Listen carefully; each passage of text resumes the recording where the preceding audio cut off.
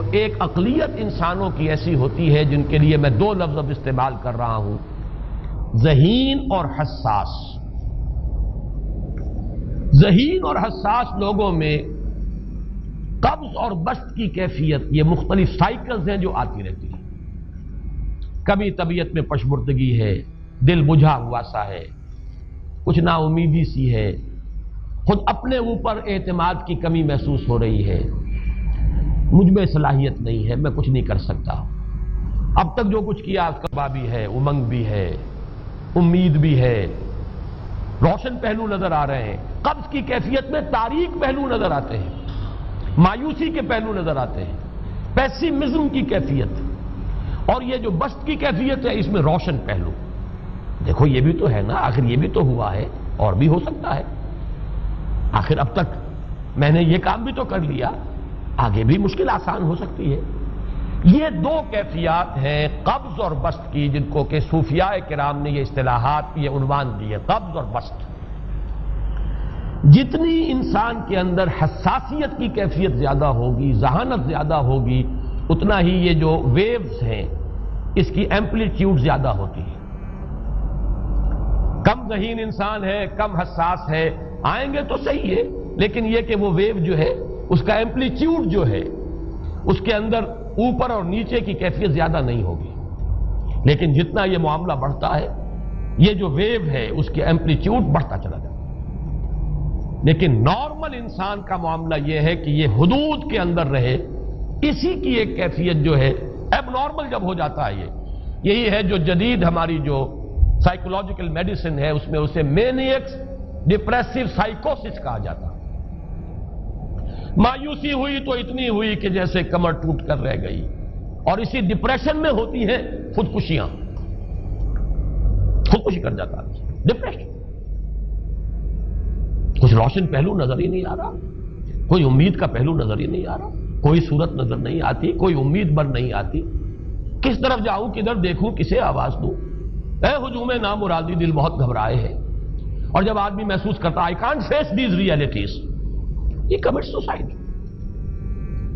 یہ اور جب کیفیت ہوتی ہے انشراح کی تو آدمی خوب بھاگ رہا ہے، دوڑ رہا ہے، امنگ ہے، محنت ہے، دوڑ رہا ہے، امیدیں ہیں، اب ہر چیز کا روشن پہلو نظر آ رہا ہے۔ عجیب ہے یہ۔ اصل میں مجھے کچھ تجربہ بھی ہوا ہے، ہمارے خاندان میں بھی یہ مرض موجود رہا۔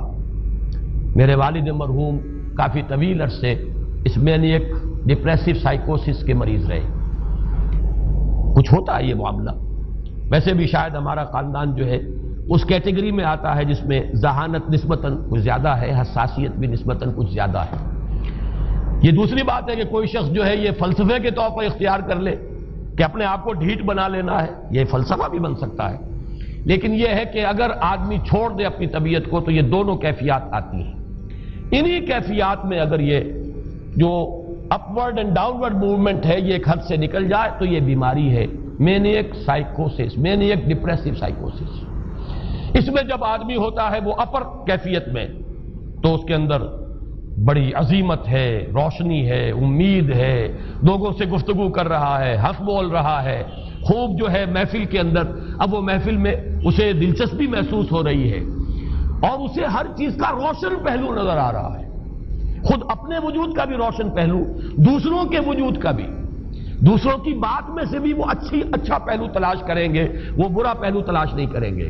جب دوسری کیفیت ہے ڈپریشن کی، ہر ایک کی بات میں کوئی برائی نظر آئے گی، کوئی اس کی نیت کا فطور ہے، کوئی فساد ہے، کوئی یہ جو ہے بدنیتی کے ساتھ یہ بات کر رہا ہے، کوئی خیر کہیں ہے ہی نہیں، برائی ہی برائی ہے، مایوسی ہی مایوسی ہے، بدلی ہی بدلی۔ یہ ہے در حقیقت وہ کیفیت، اس کو غالب نے بہترین انداز میں تعبیر کیا ہے۔ ذہین اور حساس انسانوں میں ان کی جو ترقی ہے وہ انہی مراحل سے ہو کر گزرتی ہے، اور ہر ڈپریشن کے بعد، ڈپریشن میں اس سینس میں استعمال نہیں کر رہا یعنی بیماری کی حد تک پہنچنے والی ڈپریشن نہیں، صرف قبض کی حد تک پہنچنے والا معاملہ۔ ہر قبض کے بعد جب بسط آتا ہے تو آگے ترقی ہوتی ہے، جس کو آپ کہتے ہیں بائی لیپس اینڈ باؤنڈس، آدمی جو ہے چھلانگ لگاتا ہے، گویا کہ ایک درجہ جو پہلے تھا اس سے آگے درجہ انسان کا جو ہے اس سے بلند تر پوزیشن پر انسان پہنچتا ہے. ہر قبض کے بعد جو نیا بست آتا ہے وہ ایک نئی کیفیت، نئی شان، نئی بلندی، نئی رفعت لے کر آتا ہے. اس کو غالب نے تعبیر کیا ہے بہت خوبصورت انداز ہے. رکتی ہے میری طبع تو ہوتی ہے رواں اور. یعنی شاعر بھی کبھی ایسا وقت آتا ہے شعر جو ہے وہ اس پر نازل ہی نہیں ہو رہا، شعر نہیں کہہ پا رہا، طبیعت میں رکاوٹ سی ہے، بندش سی ہو گئی ہے، کوئی کلام موضوع ہو ہی نہیں رہا. لیکن پھر جب یہ کیفیت جو ہے بدلتی ہے اور جب پھر بست کی کیفیت آتی ہے، رکتی ہے میری طبع تو ہوتی ہے رواں اور، پھر اس کے اندر ایک جولانی نئی ایک کیفیت جو ہے انشراح کی، وہ ایک بالکل نئی کیفیت، نئی شان کے ساتھ. یہ ہے وہ معاملہ جو ان آیات مبارکہ کے پس منظر میں ہے. اسی لیے اب میں آپ کو اس کا حوالہ دے رہا ہوں. تفسیر مظہری میں قاضی ثناء اللہ پانی پتی رحمت اللہ علیہ نے بہت عمدہ بات فرمائی ہے کہ حالت قبض اگر کسی شخص پر طاری ہو تو اس حال میں اکسیر کا درجہ رکھتی ہے یہ سورہ مبارکہ، اس لیے کہ یہ نازل ہوئی ہے محمد الرسول اللہ صلی اللہ علیہ وسلم پر اسی حالت قبض میں. وَالضُّحَىٰ وَاللَّيْلِ إِذَا سَجَىٰ مَا وَدَّعَكَ رَبُّكَ وَمَا قَلَىٰ وَلَلْآخِرَةُ خَيْرٌ لَكَ مِنَ الْأُولَىٰ وَلَسَوْفَ يُعْطِيكَ رَبُّكَ فَتَرْضَىٰ أَلَمْ يَجِدْكَ يَتِيمًا فَآوَىٰ وَوَجَدَكَ ضَالًّا فَهَدَىٰ وَوَجَدَكَ عَائِلًا فَأَغْنَىٰ. یہ تمام آیات اب معلوم ہوگا کہ جیسے موتی پروئے ہوئے. ایک لفظ قبض، اب اس میں جو بھی واقعاتی اور جو میں نے آپ کو روایاتی جو بھی پس منظر بیان کیا وہ بھی فٹ بیٹھ رہا ہے. وہ خودکشی کا معاملہ بھی آ گیا، اس میں فٹ بیٹھ رہا ہے کہ بخاری شریف میں روایت موجود ہے کہ حضور فرماتے ہیں کہ میری طبیعت پر اس درجے اضطراب تھا، اتنی کیفیت جو ہے میری تشویش کی تھی کہ میرے دل میں بار بار خیال آتا تھا کہ پہاڑ پر چڑھ کر اپنے آپ کو نیچے گرا دوں. یہ سارے معاملات اب آپ کو محسوس ہوگا جیسے تمام کڑیاں جو ہے وہ جڑ گئی، جیسے رات کو اب آپ اٹھ نہیں پا رہے، اضمحلال ہے، اعصابی جو ہے اعصاب اس درجے متاثر ہو چکے ہیں. صرف یہ ایک احساسات کی کیفیت نہیں ہے، آپ کی قوت فعلی جو ہے، قوت عملی، وہ بھی اس درجے متاثر ہو چکی ہے کہ کئی راتیں گزر گئی اور آپ رات کو نہیں اٹھ سکے، جس پر کہ ام جمیل کو یہ کہنے کا موقع مل گیا کہ معلوم ہوتا ہے محمد تمہارا شیطان تمہیں چھوڑ گیا. اب یہ جملہ اپنی جگہ پر اس کی کاٹ ہے یقیناً، اس سے یضیق صدرک بما یقولون، لیکن وہ کیفیت جس کی وجہ سے یہ جملہ آیا ہے اس پر نگاہ دوڑائیے، اس پر نگاہ کو مرکوز کریں گے تو معلوم ہوگا ایک لفظ قبض، یہ قبض کی ایک کیفیت تھی. اس قبضی کی کیفیت کا ایک مظہر یہ ہے کیونکہ یہ بھی تو در حقیقت قلب مبارک جو ہے محمد الرسول اللہ صلی اللہ علیہ وسلم کا، اسی پر تو وحی کا نزول ہوتا تھا.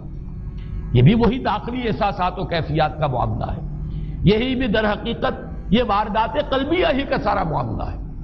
اس کو آپ خارج سے تعبیر نہیں کر سکتے، نہ ابھی کوئی ایسے مصائب تھے، نہ ایسی کوئی مشکلات تھیں، نہ ابھی کوئی رد و قضا ایسی شروع ہوئی، نہ ابھی کوئی بحث و نزاع کا معاملہ ایسا ہوا، نہ کوئی ابھی کوئی فزیکل پرسیکیوشن شروع ہوئی. یہ سب داخلی ہی کیفیات ہیں، اور ان داخلی کیفیات کے حوالے سے ان سورہ مبارکہ کو اگر صحیح سمجھا ہے تو صوفیہ نے سمجھا.